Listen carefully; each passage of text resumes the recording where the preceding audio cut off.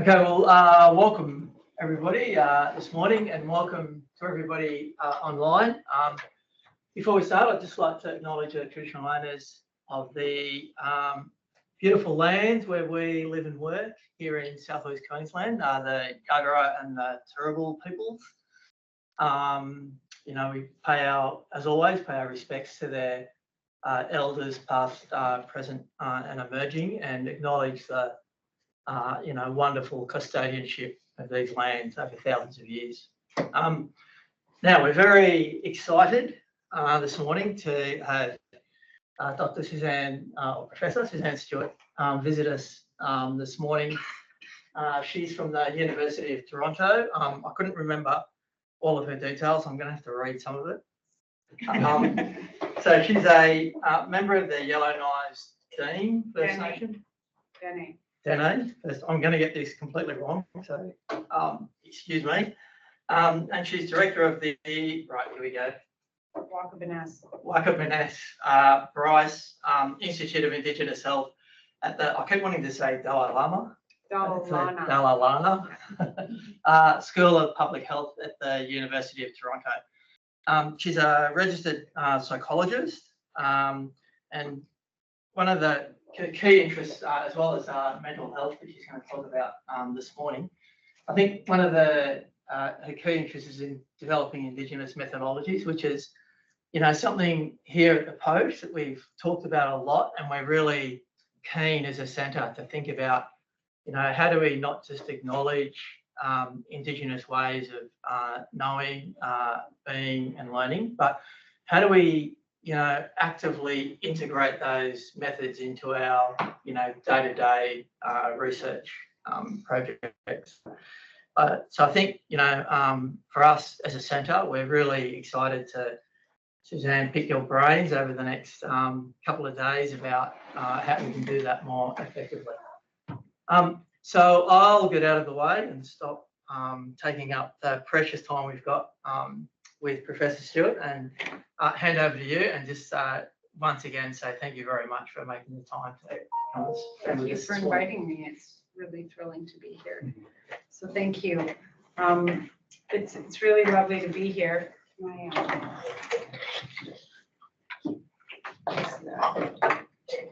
I just right click it. Thank you. So thank you again for having me. I'm very grateful to be here. I'm traveling all the way out here, as a visitor to this beautiful place. It's really humbling to come here and to meet people, and it's really exciting to be able to share some of the work that I've been doing. So I always kind of think a little bit deeply, try to anyways, regarding what I want to share. And at first I was just going to talk broadly about what Indigenous mental health is, and then the Indigenous research methodologies, using examples from many different projects that I've worked on over the last 25 years. But then, I have this project that I've been working on the last 2 years, and that's really grown up and scaled to a national and international project with partners, including Dr. Doyle here is working on this project as we go forward. So I thought it would be more exciting to share something that's new and cutting edge and emerging right now with all of you. And then we can talk about the methodologies and the ethics using this project as the examples, and we'll take time at the end to have a discussion. So this is a project about the mental health impacts of the climate crisis on Indigenous youth in Canada in 2 specific regions. So I just, acknowledge that the author of this is the main community partner, Keith McCready. He's the executive director of Two Spirits of the First Nation. They're one of our main community partners on this project. So let's see. Which one do you think will make it?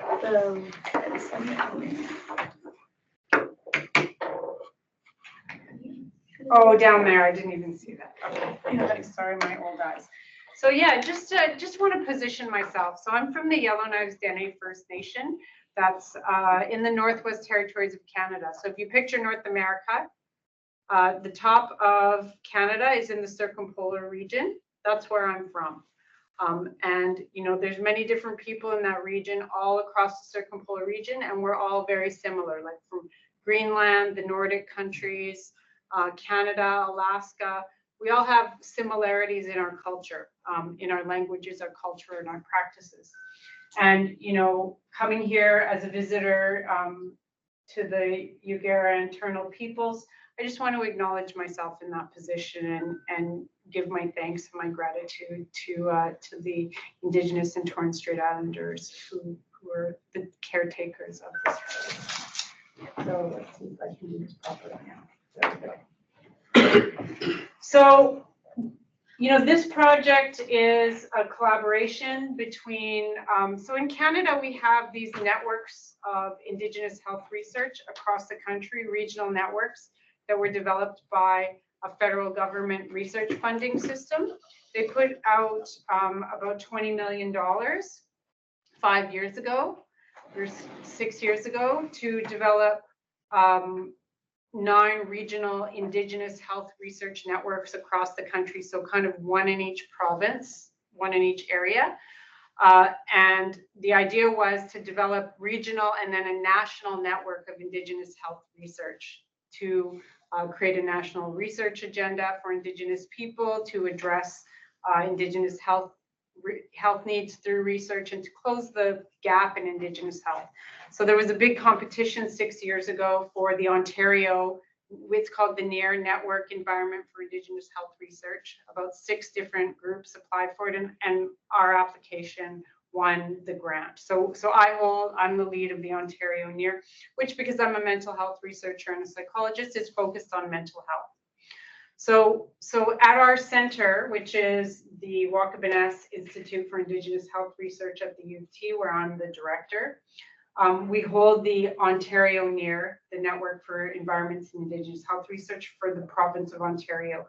And when I wrote the grant 5 years ago, we also have national research partners, so Indigenous health researchers from across Canada who are leading experts in Indigenous mental health, as well as a few international partners, such as my friend and colleague Michelle Dixon, who I started working with 5 years ago at UCID, Maile Tuali, Hawaiian researcher in Indigenous public health in Oahu. And more recently, Dr. Michael Doyle has joined our health research network, and so has Dr. Paul Fituni, a Maori health researcher who resides in Canada. So we've had a few more international partners come on. So this project, in particular on the mental health impacts of Indigenous youth mental health, is occurring in 2 sites. It's occurring in Toronto, Ontario, which is where I live, but it's also occurring in Yellowknife, Northwest Territories, which is my community in the north in the circumpolar region, which I still have strong ties to because that's my home and that's my family. And I've lived in Toronto for 17 years. So Toronto's kind of like Sydney. It's the big city of Canada. There's 6 million people there. It's very cosmopolitan. They call it the center of the universe in Canada. And then Yellowknife, which is, you know, about like 3,000 miles away from there, is a completely remote place that's in the middle of nowhere, where there's like 11,000 people, you know, in the whole region. Whereas in my neighborhood, there's probably like 11,000 people where I live right downtown. So this is a project between the Northwest Territories NEAR and the Ontario NEAR. So we have a number of community partners. So all of the research that I do is community driven, meaning that community organizations come to me and say, you know, we're really looking to do research on this particular topic. And then I work with them to develop the research questions and the proposal. So for this project, we have Two Spirited People of the First Nation, which is an organization that administers to the needs of two-spirited and transgender. So that's LGBTQTS++, Indigenous peoples, and Native Women's Resource Center of Toronto, which works mostly with women who are street-involved women, women who are exiting violence, any woman can access resources. And I think your team came to Native Women's last time you were there. We did a report launch there for a project that we did with them. I'm pretty sure your team came there last time when you guys were here, or when you were in Toronto last time. We do a lot of work with them. And then we have a national partner, that's the Kids Help Phone. So that's the Kids Distress Line. And they have a large Indigenous engagement program within their national kind of mainstream program that's headed by Indigenous person, has an Indigenous team that has specialized services for Indigenous youth who call in, and then programs running to train people regionally to support the emergency mental health needs of Indigenous youth across Canada. So that's another one of our partners on this project in Ontario. So how did this project actually start? So this was actually started by an elder from my community. That's the one on the left, Francois Paulette. He's from the Northwest Territories there. He's like a famous Indian and chief in Canada. He's received the Order of Canada. He's done a lot of groundbreaking work, signed treaties for our community. He's like, if you Googled him, he's like a famous Canadian Indian. And he actually called me up one day about 3 years ago, like from the Northwest Territories, like where he lives in the log cabin in the middle of nowhere, because he saw me on TV advising the federal government on the MAID policy, because that's just something I worked on, the medically assisted death report. I worked on that with some other people to change the law, and I was advising the Senate, and it was, anyways, he saw me on there, and he's like, oh, I know that girl, she's from our community, and he phoned me up and he said, you know, the climate crisis is the biggest problem for Indigenous youth's mental health. You know, I want you to do a research project on that. So I was like, okay. So that's how we started this. We used pilot funding from the Ontario NEAR to do a pilot project for 1 year from 2021, 2022. So the pandemic was just kind of ending. So this was the first project after the pandemic that we actually started to do things in person. We started to do it in person, which was really good, because by early 2022, I was like, I'm done with Zoom. And then the one on the right, that's our elder in residence at U of T and in the Waakabeness Center, Clayton Shirt. So so this was at a conference we were at last summer together, the Indigenous Health Conference. So why the climate crisis? Well, there's several reasons why our communities wanted us to look at the mental health impacts of the climate crisis. First of all, Indigenous young people and Indigenous people in general are disproportionately impacted by the climate crisis because of the reliance on Indigenous knowledges and land-based activities in order to transmit knowledge and engage in traditional healing and spiritual practices. So that's one reason. So Indigenous culture and well-being is dependent on engagement with the land. And if the land is under threat from environmental genocide, then the climate crisis is an issue. The second reason is that Indigenous young people also have a disproportionately high burden of mental health problems in Canada. So in Canada, for instance, Indigenous youth have the highest rate of mental health problems across the board, including mood disorders, substance use, and attempted suicide and suicidality. Those are really big issues in our communities. So, you know, the burdens of harm that the climate crisis places on Indigenous people is unique because our young people really hold this role as the future caretakers of the land. You know, as my generation and my parents' generation, you know, as we begin to age and we age out of life, it's the young people who are going to have to be there. And if our young people are experiencing high levels of mental illness and an underuse of mental health services, with growing pressures such as no ability to access land or to engage in land-based activities because of climate destruction, then we have a significant problem by Western scientific standards, right? There's significance of an issue. Yet at the same time, according to the literature, there's really very little evidence of youth having voice in terms of how to remediate the climate crisis and what its impacts are on them, or how to improve the services and the access around mental health. So there's multiple things going on.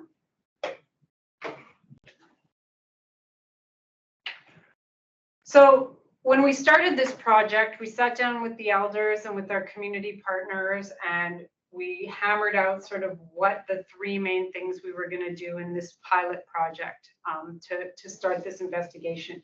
And of course, the first objective was to create improved mental health services and solutions for Indigenous youth who are suffering from depression, anxiety, self-harm, alcohol misuse, drug overdoses. You know, it's a crisis in our communities in Canada, and I don't know if it's the same here or not, but this is a real thing. So, you know, our elders are saying we need to come up with solutions to this that are based in Indigenous knowledges and that are based in our traditional values and practices of health and healing. Because one thing that all of the current services and literature and data shows is one thing only, and that is everything that's out there does not work. That's what all of the data shows. It proves only one thing, that nothing we have works. And that's a fact, and no one can deny that. So we need to come up with stuff that does work. We need to come up with solutions.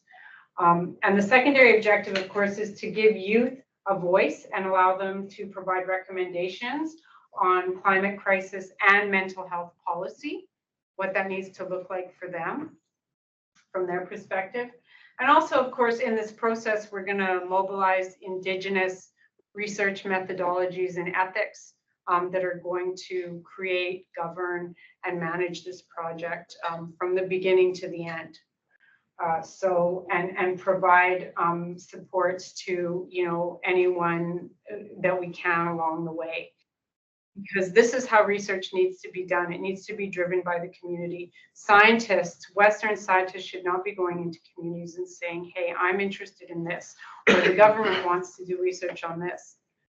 It's Indigenous people who need to determine what research is being done, by whom and how, with very strict and strong data governance procedures in place aimed at benefiting community and not scientists, hospitals, governments, or Western institutions, or people's personal interests in research or their thesis or their dissertation.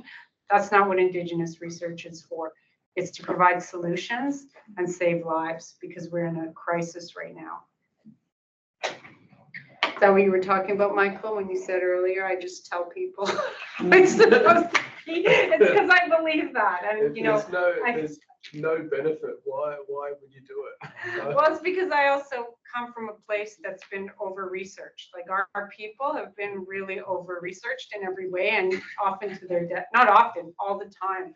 It's harmful research. We don't have research that benefits our people, you know. So we came up, this is actually in the Northwest Territories with my family, like in our community. That's how they make a deck up there. They just put a bunch of plywood on the ground, and that's the deck. We're at a barbecue at my aunt's house. So my relatives there, my two aunts said, those women don't even speak English. Like where I'm from, the way of resistance is not speaking English. Like even if you call there, hello, they won't speak in English. They'll only speak in Clicho. That's our language. And then those are my kids and my brother's kids. This is a while ago. Like those kids are all grown up now. Like that one right next to me, she's 18 now. So, but I still look the same.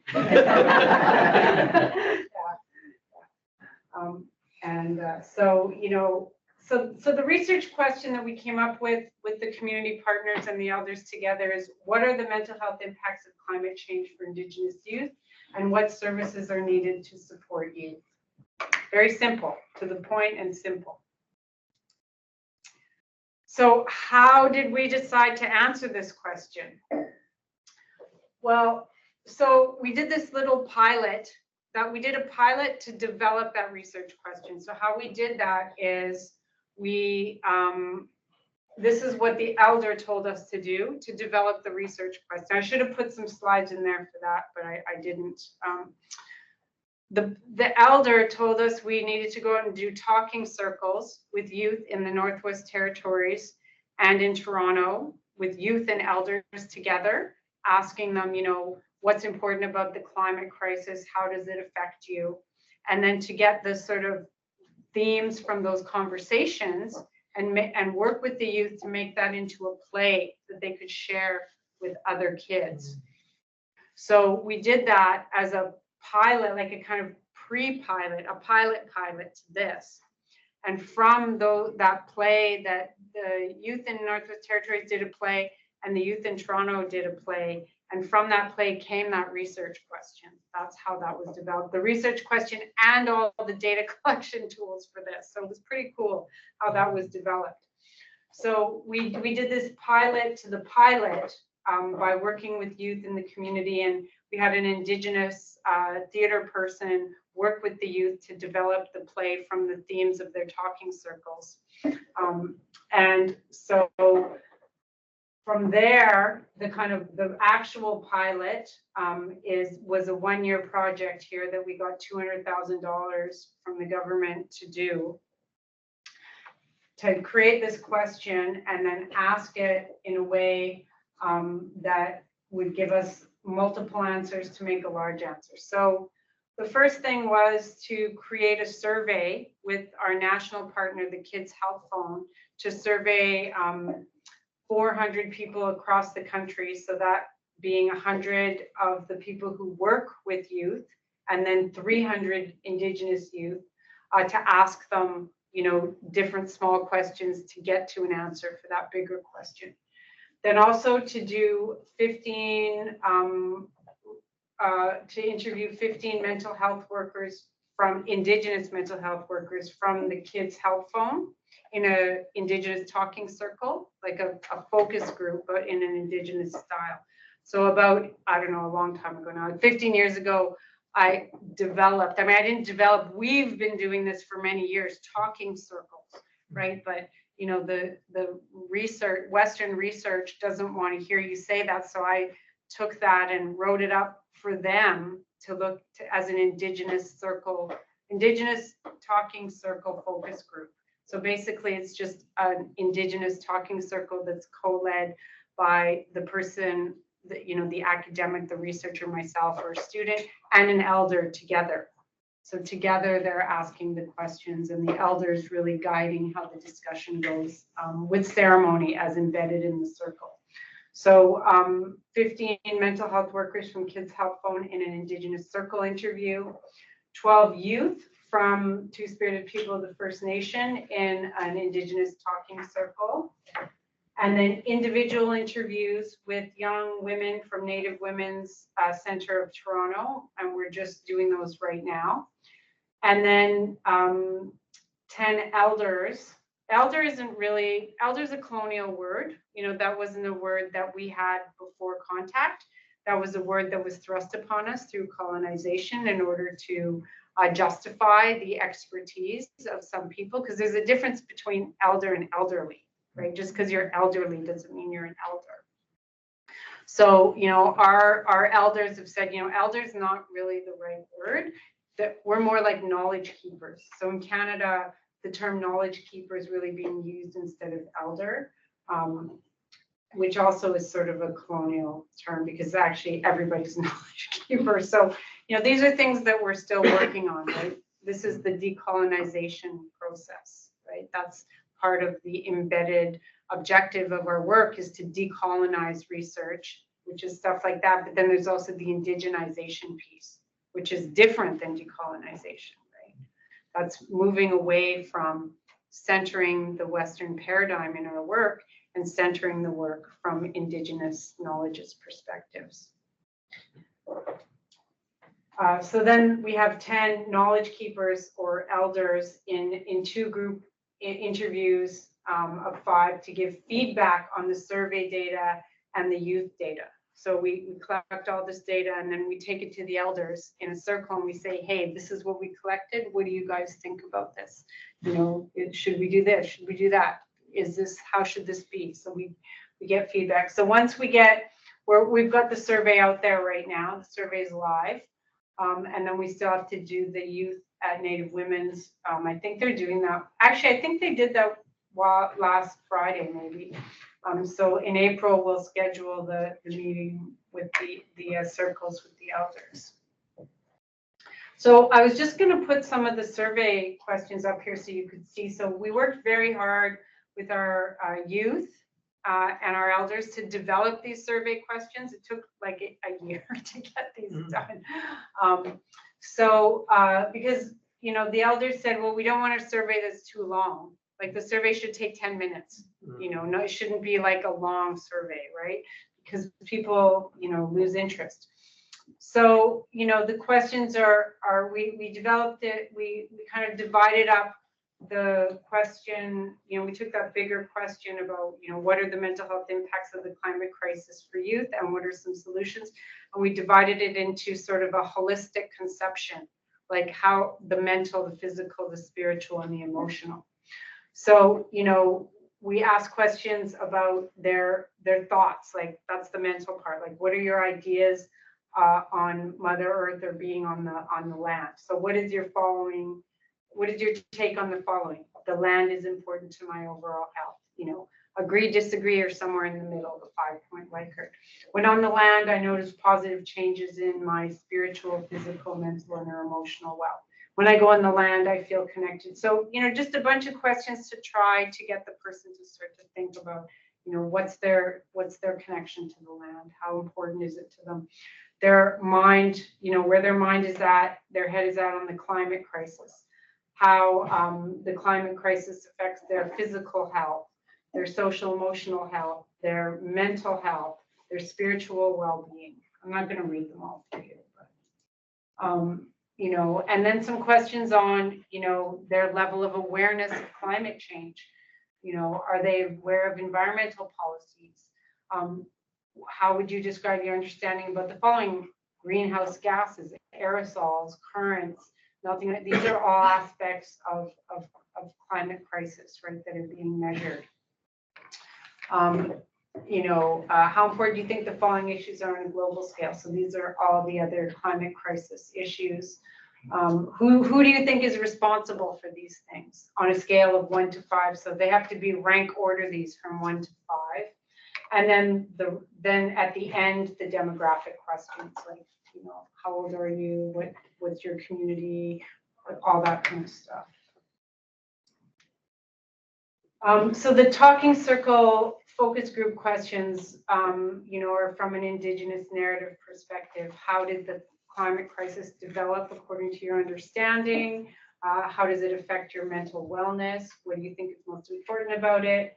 How do you see Indigenous youth mental health in the future? What are your hopes, fears, and solutions for mental health?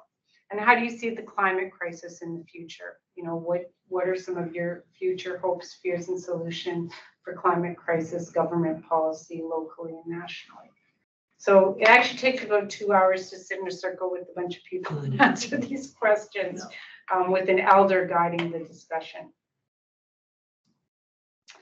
So we did the talking circles with the mental health workers from Kids Health Phone. So these were Indigenous mental health workers from across Canada who came together. The Kids Health Phone actually had an Indigenous health conference. And they said, why don't you come to this and do a presentation? I'm like, no, why don't we come to that and collect data? That's perfect. So it worked out really great.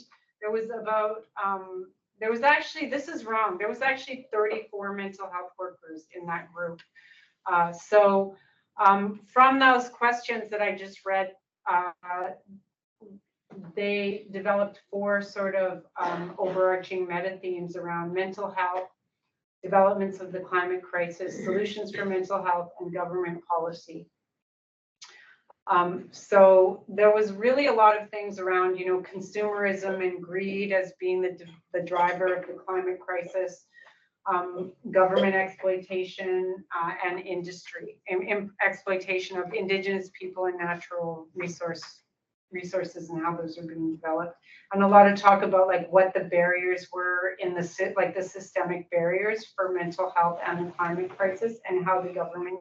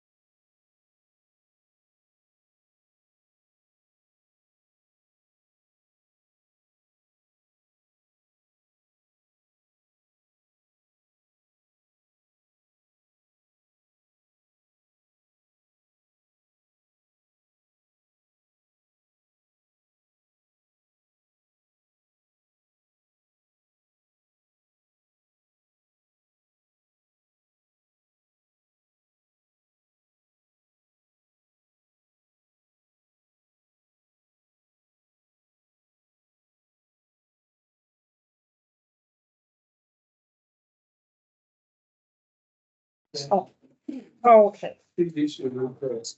I'm Michael I'm Bardi and from Kimberley, but I live in Sydney. Oh, well, we had some, the Australians that took their shores off their island Yeah, in the boat. yeah, oh, we did. Yeah, we had people come ashore from, not far from my community, actually. Some area on probably lost that on. So Michael and Suzanne, so Arnie Mary Martin, he's our elder in residence, and Yeah. we lean on her a lot, support and guidance. Your commentary is lovely to meet you. Thank you. Mm. What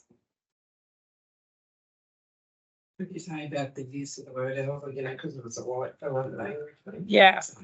Yeah, knowledge keeper is the word that a lot of our elders want to use. Some of them don't even like that word because, it's words like in our languages in each community, that's the right word, not this Indigenous term like elder, knowledge keeper. Like every culture has their own terminology for their wise people, and that's what we're trying to, move to, but the system really resists things like that. They want these pan-Indigenous terms and identities because it makes their job easier to put everyone together. Yes, and if you're aware of Australian history, it was written by white fellas. Sorry for that background, but so the perspective of the local Aboriginal people is not visible. So I think that's so how do the kids fit then? They go to school, and I taught non-Aboriginal way, with the language and that, and certainly in more schools these days, Aboriginal languages are being taught, but it's I still think it's the invisibility. That's why I really think it's the invisibility of love. Kind of here, or not sometimes seen, not heard. So, and I think it is what it is. So, Absolutely. yeah, but the language, I think, is just so, which is, elders and grandparents and their parents were robbed off. So sometimes just finding that way back is difficult because the signs, the stories, the yarns are sometimes big gaps. Exactly. So, the research, just from what I've been hearing, been involved, it would make sense to involve the young ones in terms of mental health. And I don't know if there's anything like that going on in Australia.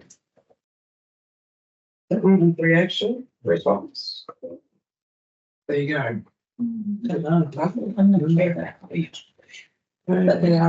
that's fine. Yeah, and I think that's a similar experience, and that our young people feel like they haven't had a voice in terms of what mental health services and solutions they need, and what some of the solutions are to address the climate crisis as well, which causes them a lot of mental health distress, on top of dealing with colonialism. And that's part of the colonial oppression. Yes. It's maybe we don't see the youth either. Using research without, in their voice. I suppose it's something. So where are we at with this? I'll keep trying to get the screen back up and running. In the meantime, everyone online can see your screen, and that laptop in the middle is showing your slide. Oh, okay. And Anthony's going to pull another laptop up. Oh my and set up goodness. here. You have a good backup. Well, the other thing is, let's do this is the about being distracted by the or Well, so you have an idea of what we're doing, and sounds like it's a concern and an issue, that it makes sense from your perspective as well. So thank you for mentioning that and for being here. It's, my whole goal in coming here is to be able to meet if they want to meet me, if I'm invited to be met, but Michael invited me. So even though he's actually not from here, but from Brisbane area, I mean, to, meet Indigenous community people and the knowledge keepers. Those are the only people I work with at home. I don't really associate outside of my community in Toronto, the Indigenous community that I work with, and the Indigenous, students and community partners that we work with. I don't really work outside of the Native community there because, I don't want to. Anyway, so where we're at now with the project is we've collected almost all of the data, and from this point forward, we're also partnered with the Northwest Territories near, where they're doing the same thing up there. So they haven't, they still need to do their interviews with the youth and the elders up there. And they're going to do that over the next few months. And they actually asked me to go up there in March to help them do that because they don't have as much capacity for research as we do. So I'm going to help them over the next 6 weeks to do the talking circles with the youth and the knowledge keepers in the Northwest Territories. And then get the surveys out there, get the data back from that. It's live for several weeks, do the data analysis on the survey, which is just descriptive. I don't think we're going to do anything too crazy. And then in the summer, we're going to start doing the knowledge sharing between the Northwest Territories youth and elders and the Ontario youth and elders data and the national data set that we're getting from the survey. Because the goal of that sort of national survey, which you might want to do here if people are interested in, is to get a baseline understanding of, what do Indigenous young people from across the country think about their mental health and the climate crisis and what needs to be done. So over the summer, we're going to write up the results and start to put them up there and, kind of engage in KT. So the next step is really, this was a pilot. This was the real pilot to do this work. The next step is to scale this up to a national project with international reach. So, so I've invited Dr. Doyle to be part of the national project as an international partner. So he will have funds to implement, a project here based on what his community partners want to do around the climate crisis, mental health. That's different in every community. And I've put in a $2 million grant application that was due last week. So that's why I was working for 14 days straight before I came here to get that and another grant in. We need to just finish our little bit of data collection. And so we're having a big conference, International Circumpolar Health Research Conference. Is happening in June in the Northwest Territories. Abstracts are open for right now. If anybody wanted to put in an abstract and go to that conference in Yellowknife in June, that would be great. If you wanted to come and present any research from Australia's Indigenous and Torres Strait Islanders people to come up there and meet our people, it would be a great honor for any of you to come. And I can provide you with the link to that conference if you're interested. So that's sort of where we're at. And I think in conclusion, what I would say has been the most important pieces of this research and other research that I do is, when I say it's a community-based project, now that means a lot of different things to a lot of different people. And that's a problem ethically, because people can write up a proposal, go to a community and say, hey, do you want to join on this? And call it community-based research, and maybe meet with the people once at the beginning after they've written the proposal, collect their research funds, pad up their career, get their promotion, do whatever. And then, at the end, maybe send them a report or something that means nothing to them. That's not community-based research. That's not ethical. That's not appropriate. Community-based research is when the community determines the project, the research question is involved in every step of the way, meaning we have people from the community organizations as part of the research team. We hire Indigenous youth from the community called community research assistants who are paid and trained at the same rate as graduate students, so that we're building capacity. And we're not making any decisions without the community partners' involvement. And they have the final say, and they also own the data. So, you know, and the KT, you know, the knowledge translation, which is very important for the academy and the government, that has to be based on what the community's needs are for those research results. What is going to be done that's going to improve the lives of people in the community. And in this case, we're not just talking about improving lives, we're talking about saving lives. You know, because there is a mental health crisis in our community. That is true. And I don't like to talk about stuff like that really, because everything's pathological for Indigenous people in Canada. This is wrong with them, that's wrong with them, this is wrong with them. We also have a lot of strengths and solutions, and that's what we want to focus on in our research. What are the solutions for mental health from young people's perspectives using Indigenous knowledges with the elders there? So any questions or comments about the project or anything? I had a question about that. I was quite interested because you're working in what sounds like a quite remote area, but also in Toronto. That's right. You're doing like the. Well, I'm not really doing the stuff in the north. So we're partnered with the Northwest Territories near. So their lead investigator and their teams are doing that research. Okay.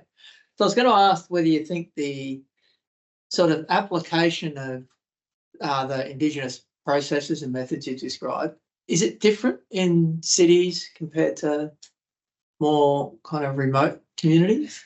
Probably. I mean, you know, it's not operationalized and objectified. It's, you know, people like this is what we did in Toronto based on what our elders and community partners wanted. What's done in Yellowknife or in Fort Smith or in whatever community the Northwest Territories site is doing will be according to how they want to do it. So Indigenous knowledges, as some people should know or probably do know, are very localized and based on, you know, because Indigenous knowledges is based on relationship with the environment, and the environment's different in every place.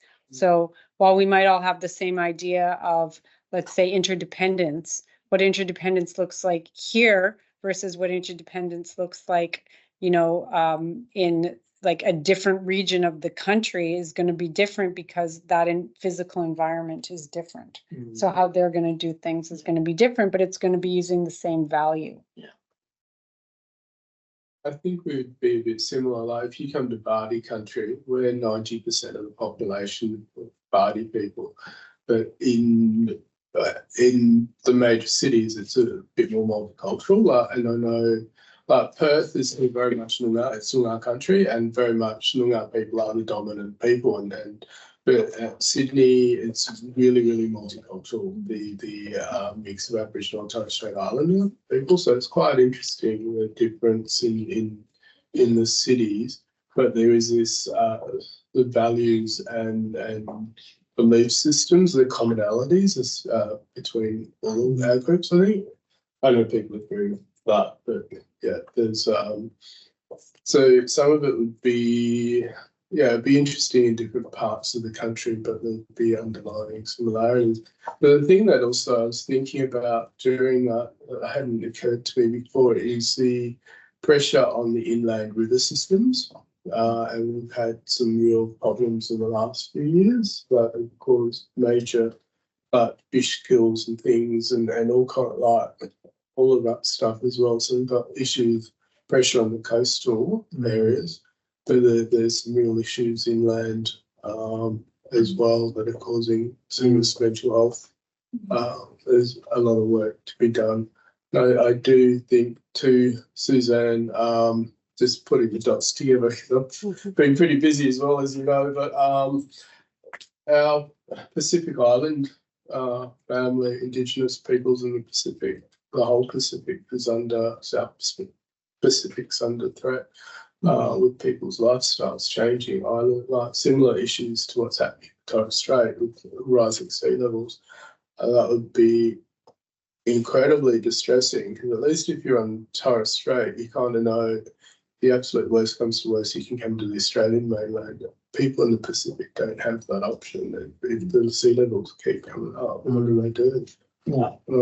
So there's some real. Well, and the youth talk about that.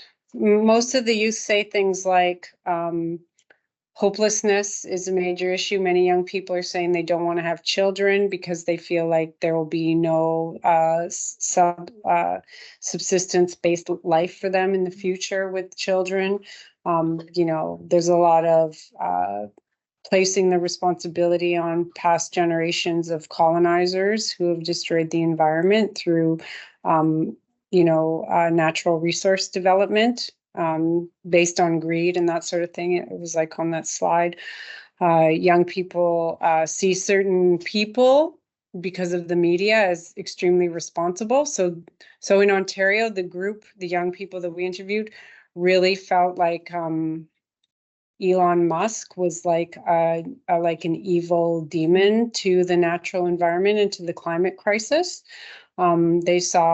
They see right through things like carbon footprint and green. They see all that as more destructive to the natural environment, as consumer-based. I'm trying to remember all their words because I don't have that data in front of me. Consumer-based capitalism as being the main culprits in the climate crisis. And they don't actually use the word climate crisis. They prefer the term climate genocide and climate justice as the response to that, and that it affects their well-being in terms of depression and anxiety symptoms, with a lot of concern about that.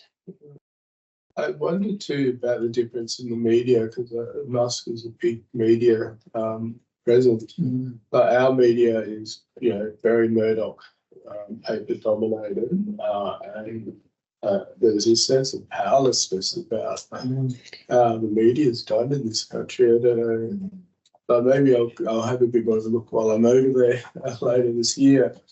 But just to see how things are, is it that the young people did talk a lot about that as well, the feeling of powerlessness over like the world and what's happening with the climate, as you know, they have no say in what's going on and they feel very defeated around that, which further leads, you know, into the sense of hopelessness about the future. But the powerlessness for sure was a big theme for them. Any other questions, comments, thoughts?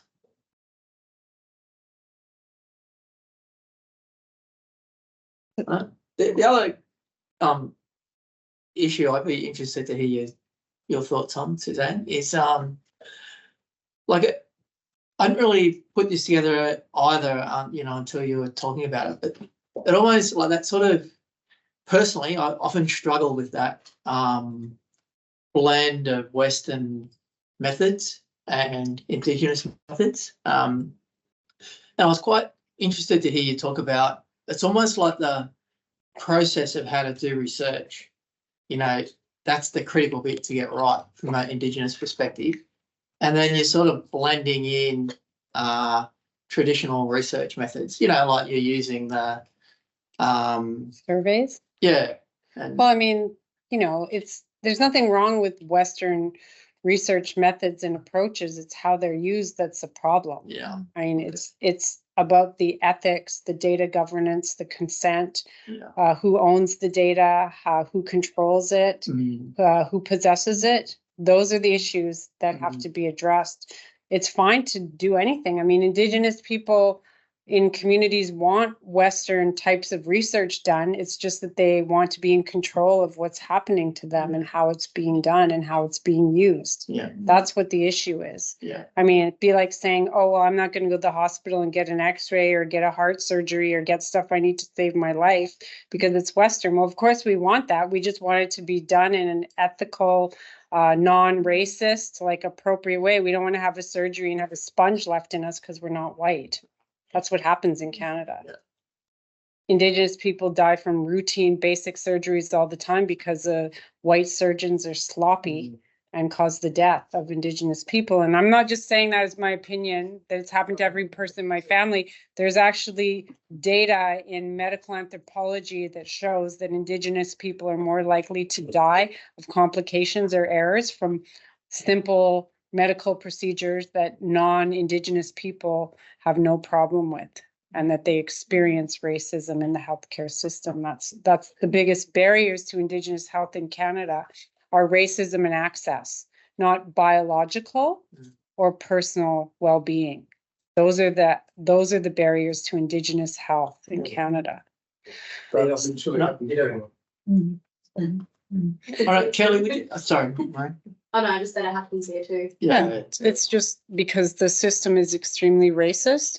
Yeah. And, you know, individual people aren't meaning to be racist, but they're part of the system. And in Canada, I mean, I can speak about that because I'm from there. The whole country is based on a white supremacist values that created the fabric of the country, the policies, the laws, the rules, and all the systems that still run there are based in patriarchal white supremacist values and beliefs that run our country. And that's why things are the way they are. It's, you know, people are asking me to go on TV. Why are all these young people committing suicide? I'm like, well, that's because that's what the government wants.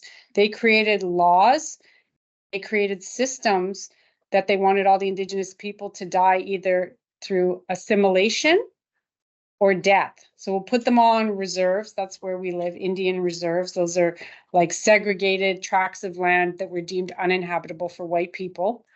Moved all the Native people away from the nice places where they lived, segregated them to these places and put them in state of deprivation there. No healthcare, no culture, no language, no schools, no nothing, everything, deprivation. So if you stay there, you're basically going to just die, right?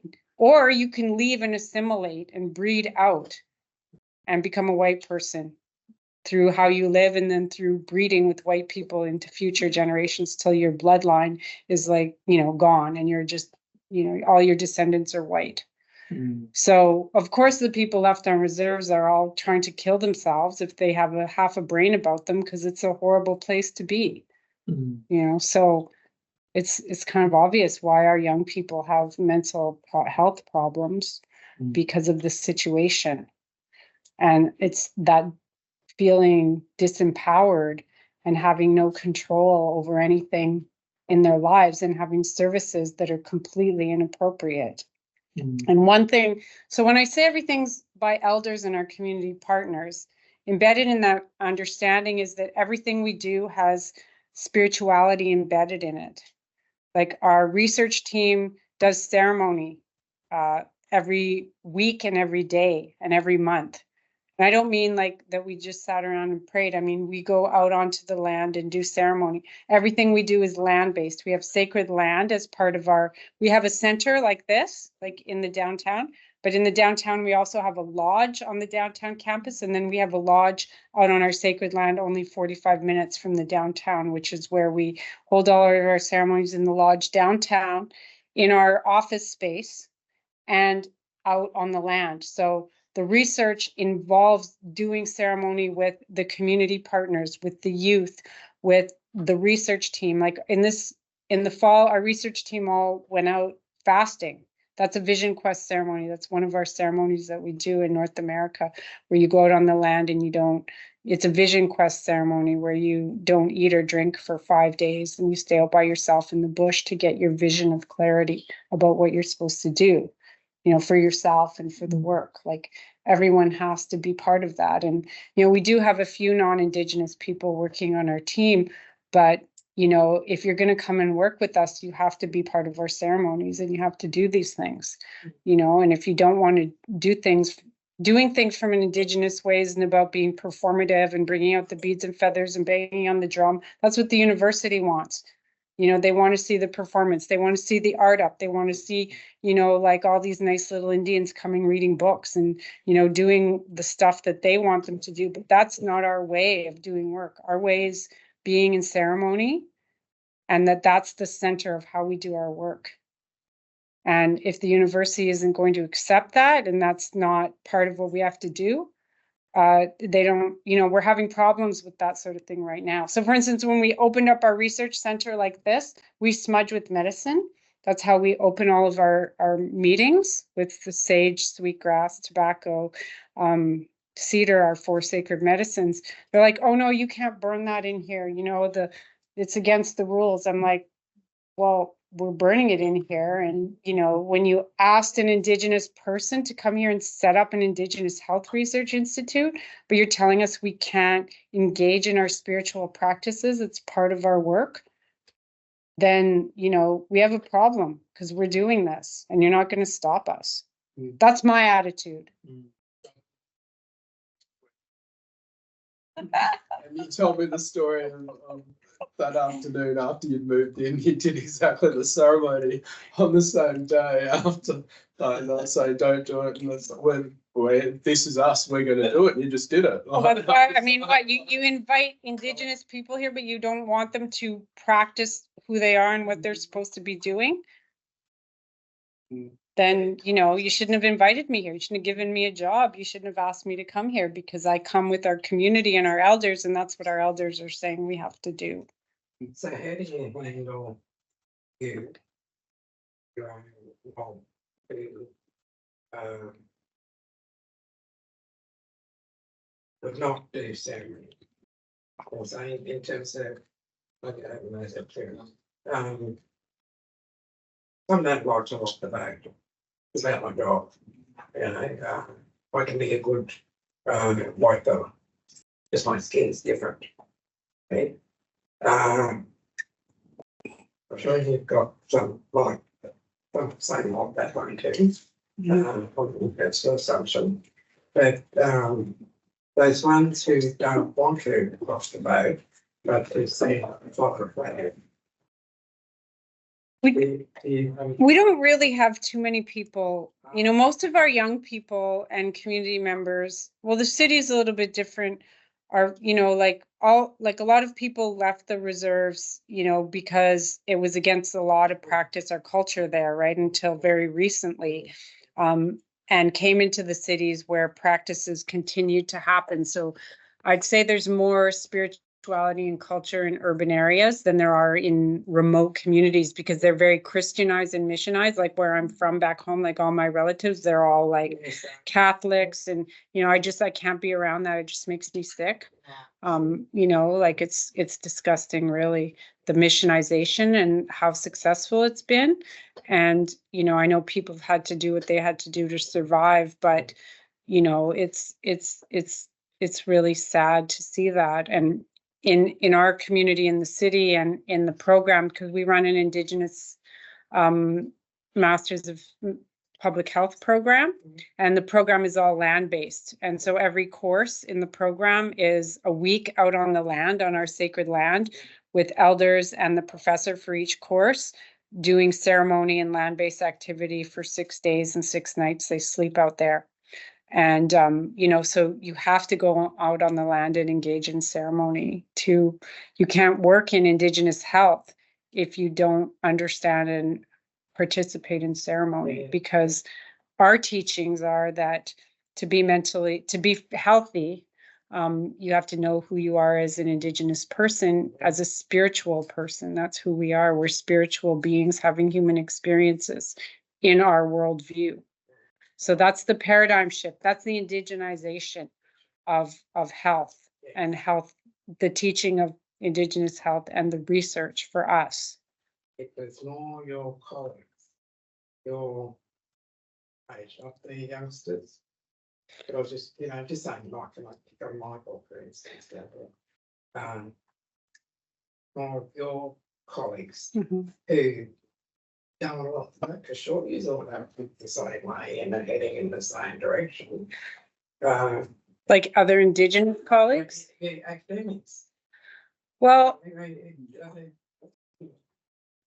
must be, look, I don't know individuals' journeys. Yeah, absolutely. In terms of being Aboriginal and how they behave. But you know, and different things, their conduct and things like that. And I just wondered how you cope with or handle the mob at home. I don't even know if you use that word. Well, probably not, but No, but I know what it means. Yeah. Your community, your people. yes. So your community, in terms of the academic within your community, who one of you referenced it back there, you know, about doing their studies there and getting their, you know, qualifications and that, and that's all right too, eh? Right.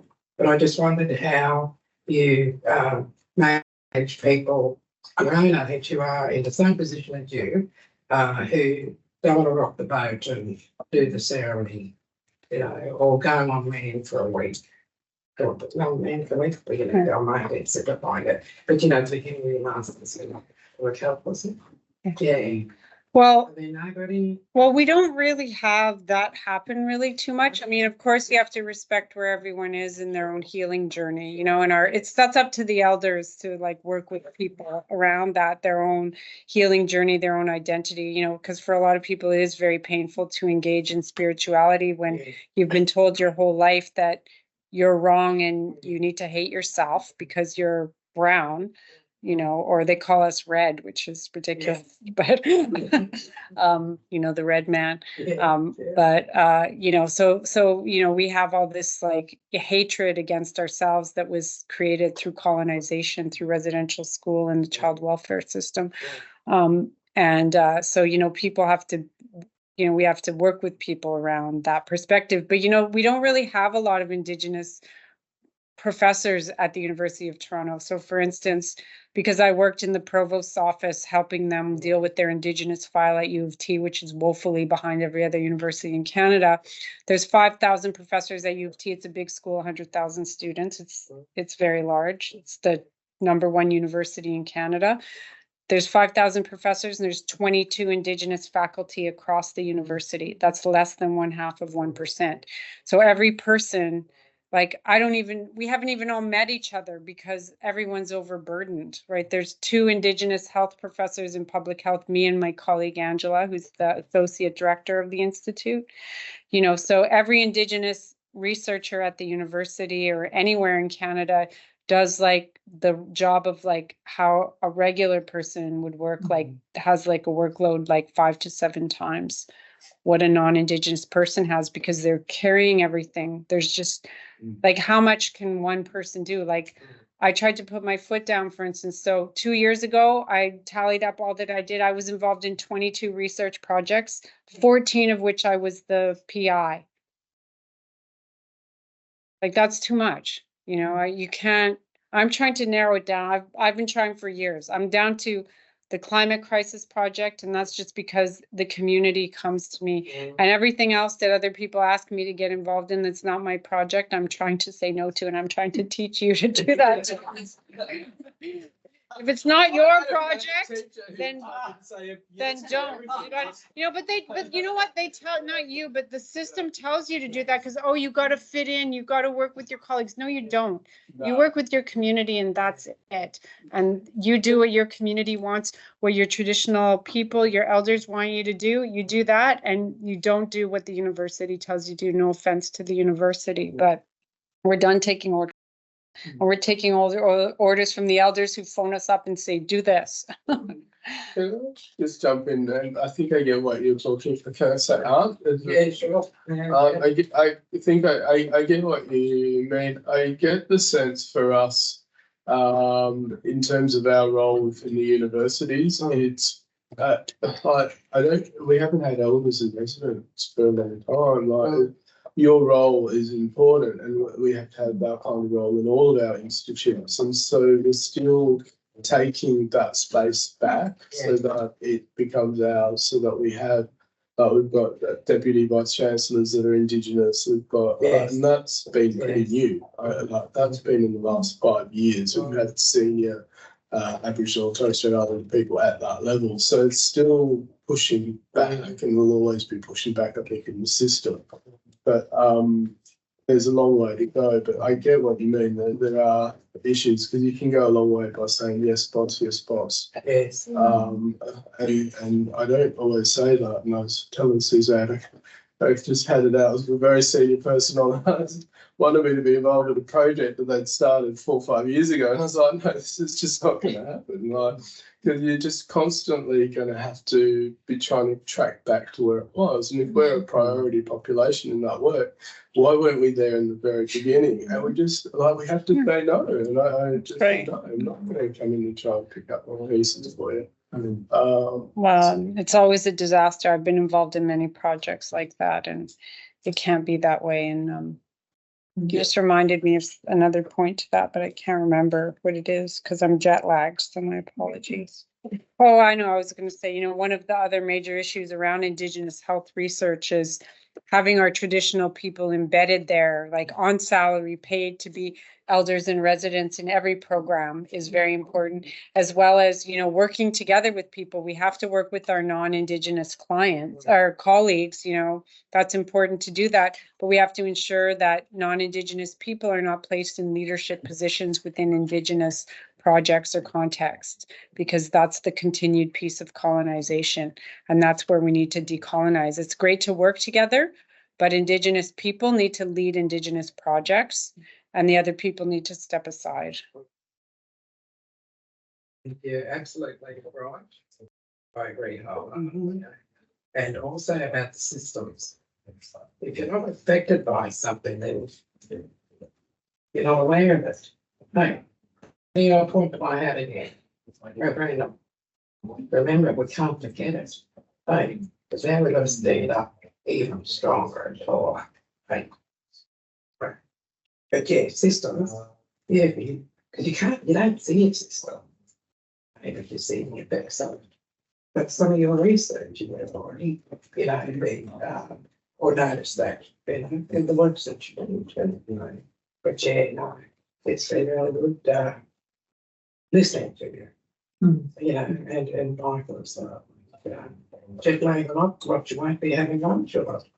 I've been awake since 2 a.m. this morning. I woke up at 2 and I couldn't go back to sleep. So I'm a little tired, but I did bring some material for you. So I have a brochure on the pilot project, a little policy paper, and then a couple of brochures about the Institute and the Net Research Network. So please take some paper if you're interested. We do Happy just have a to. couple of quick questions online, if you don't mind. River asked, what has knowledge translation looked like so far? And is it something that happens throughout the process as determined by community and knowledge keepers? Yeah, KT is something that we've really worked to embed from the beginning of the project, not like at the end as like, okay, now we're just going to write some articles and do, you know, whatever. So we really asked the young people and the elders, like, what do we need to do with this? So the young people have asked us to create a graphic novel out of the results from the pilot project. So we're working on doing that for young people, as well as some community workshops. We've done a few of those already. And then, you know, we're still in process. So we've done community workshops. We're developing a graphic novel. We've, you know, gone out and, you know, handed results to people in the community at the community partnership, at the community partner events. Like, so they have like cultural events at each of our community partner sites. So we go there and we hand out like the brochures. We talk about the research. We say, this is what we've done. This is where we're at. What do you want us to do with these results? So it's really about keeping that conversation going and then actually doing what people ask you to do. The next question was, what are the reasons behind the decision between group interviews in 2 partner organisations and individual interviews for the 3rd organisation? Well, I mean, that kind of thing is just really like context specific. Like, you know, there's an opportunity to do a group interview. There's a whole bunch of people gathering for this event and we can just go there and like do a group interview and get it all done. Like convenience sampling, I guess, isn't that what you call it in Western research, you know? It's really about like what's easiest and least intrusive. So if people are already gathering for something else and they've invited us to come to that event, then yeah, we'll do a circle. You know, you guys call that yarning, right? That do a circle. we call it a healing circle or a talking circle. If that's not happening, maybe it's easier to do individual interviews. And another thing that's important that I didn't write down specifically in there is that, you know, we provide very, very strong honorariums to people, like $50 or $250 for elders to do an interview, or $50 for the youth. Because they deserve to be compensated at the same rate as any other expert, because they're sharing Indigenous knowledges. They're not just, you know, sharing like what they got at 7-Eleven. They're talking about something that's sacred traditional knowledge. So, and I've had to fight with research ethics boards about that. Oh, that's coercive. Why are you giving them $200? I'm like, because information's been stolen from them for years without any compensation. And this is the appropriate level of compensation for traditional knowledge exchange in a Western economy that values money. Like, those are the types of battles I have to fight on a daily basis. Couple more if we've got time. Jessica said, "Hi Suzanne, firstly thank you very much for your shared wisdom in collaborating on a variety of community-led projects in Aboriginal and Torres Strait Islander health and wellbeing in Australia. A significant barrier is privacy and free holding of data. I'm wondering how you navigate data sovereignty." So really, at the outset of a project, we sit down with the community partners and we sign an agreement letter that we both work on what goes in it. And I just kind of have a template that starts saying, like, the data belongs to you. You know, if you don't have the place to hold it, we can hold it at our Indigenous Health Research Institute, but we're not allowed to do anything with it without your permission. So, you know, we don't publish anything without checking with you and you having ownership on it and co-authorship. We don't put in grants on this without you being named on the grant. You know, so consequently, like, I just put in a grant has 24. Yeah, so, you know, so these are things like, you can't just say these things, you have to do these things, you know, like it's like really following through on, I mean, Indigenous data governance isn't really like that complicated. It's basically just giving Indigenous people the same basic human rights that white people get all the time. That's, you know, there's that equity piece, and that's what's missing, right? Last question. Jeremy said, "Thanks, Suzanne. I wonder if you were able to share your policy papers, brochures about the pilot project with remote participants. Otherwise, I can scan them in and send them out." Yeah, I don't, at the moment, like, it would take some time for me to get those electronically, but if you can scan them, then that would be quicker and easier. Yeah, easy done. Than me trying to. That is all the questions online. Is there any other questions in the room? It's kind of more to specific findings from your project, but have you found any mention of not so much like climate change broadly, but specific actions? Like, I'm aware of some forced removals that are happening in Canada to do with an oil pipeline, I believe. I saw a report on that. And I was just wondering if things like that come up directly, or if like people's involvements in climate change movement groups have any positive impact. So Yeah, that's where they talked a lot about what they called climate justice, you know, and activism. Activism was a really important piece to addressing that sense of powerlessness for young people. And, you know, young people are all very passionate about environmental activism as a way to get that's been the only outlet for their voices. And, you know, they want to keep doing that. And they also want to have their voices embedded in actual policy change. Because I think that the young people feel like their climate action, gosh, I'm so tired. My brain's not even working right. What did you just call it? Activism? They do that, but they feel like their voices aren't being heard through activism and eco-justice. You know, that they do it, but it's not reaching the ears of change makers. And that's the part that they want to really like drill down on and have a voice in making changes in policy and seeing things being done differently.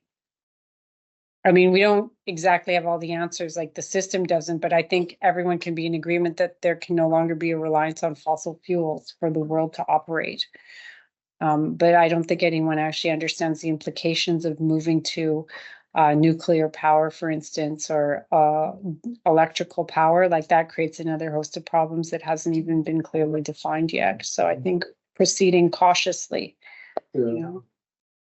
Yeah, there's underlying, like, if you think of the way in which fossil fuels are taxed, like petrol, how do we then pay for the roads once we all have electric cars? There's just some fundamental changes to the Australian economy that haven't been thought through about how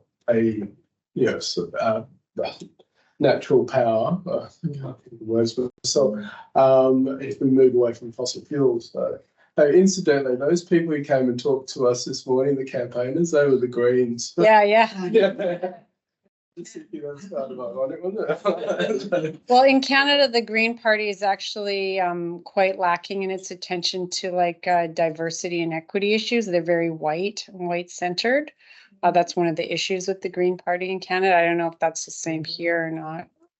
A little bit. I think they're probably pretty good. Okay, Aboriginal people involved.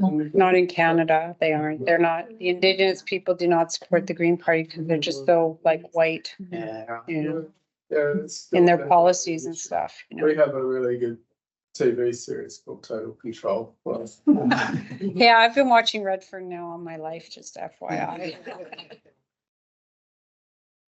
All right, we might, just before we finish up, actually, we're going to do this completely topsy-turvy, which is probably appropriate now that you're down under, but I probably should have asked our other guests to introduce themselves at the start. So maybe I'm just conscious we've got some friends and colleagues from the Poche Centre at the University of Sydney and also others from not the Poche Centre but part of the University of Sydney. Would you mind just sort of saying, you know, who you are and telling us where? That'd be terrific. Hi everyone, my name's Dahani. I'm a proud Wiradjuri woman. My family comes from a Ramby mission in Cowra in New South Wales. So come across from the Poche Centre in Sydney. I am the incoming research coordinator. So only been here for 2 weeks, so very fresh, but I'm very excited to be joining the Poche Centre and it's be a really exciting work. Fantastic. My name is Pani. I am the incoming Poche Centre manager, operations manager. I'm of Samoan descent. My ancestry connects me back to the Pacific Islands, and also relatively new in the role, so a week and a half, in fact.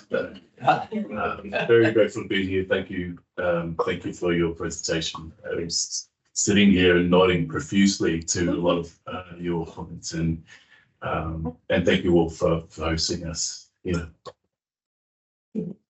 Hi everyone, my name is Smriti Nepal. I'm a research fellow at the Poche Centre, University of Sydney, working with Michelle Dixon.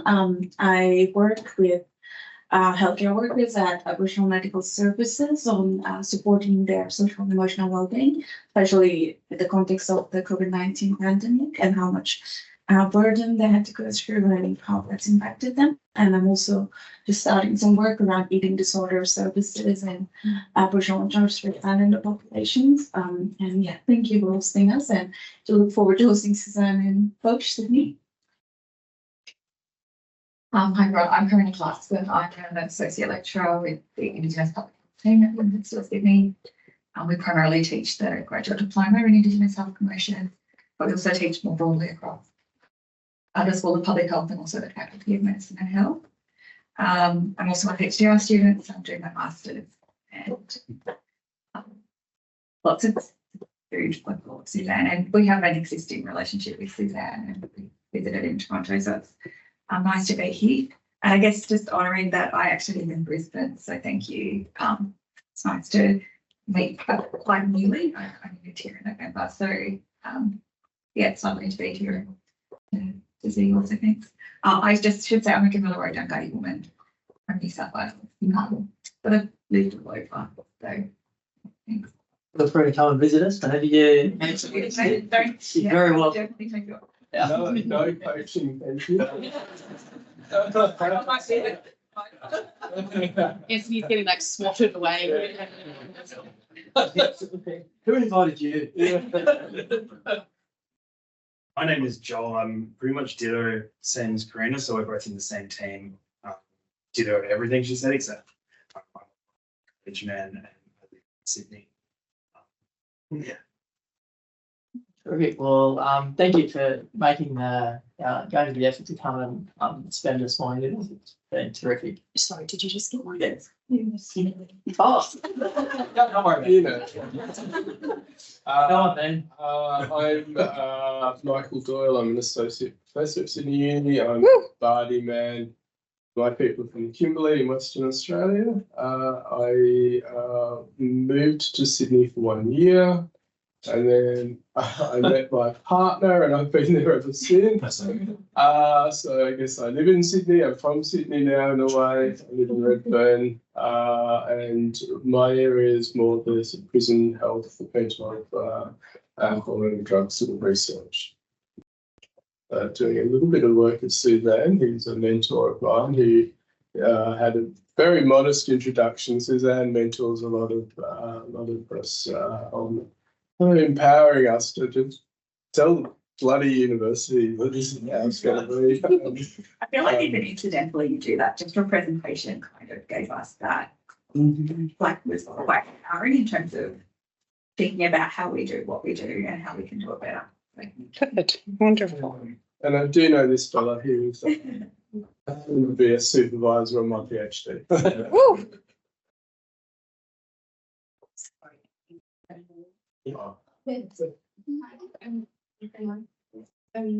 This is my niece. Yeah. I said, do you want to come along today? Because the family lives in Brisbane. And I'm a student at UQ as well. What are you studying? I'm studying plant science, so super related, but very happy to be here. You're always welcome. Now you can talk, Anthony. Right. Terrible those things, aren't they? All right.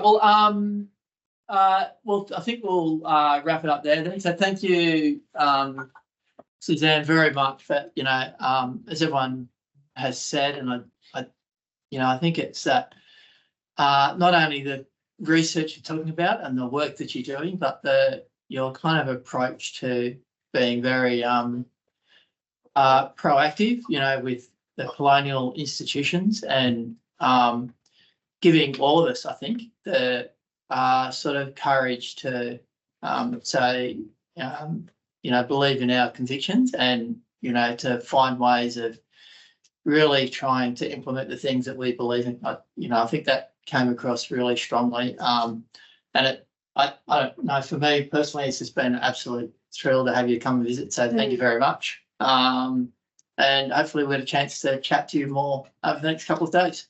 Well, it's an honor to be here. I'm really, deeply grateful to be invited to be here in your community and in your workplace. So, Merci Cho, that's thank you in my language. Clicho, Merci Cho, big thank you. Okay.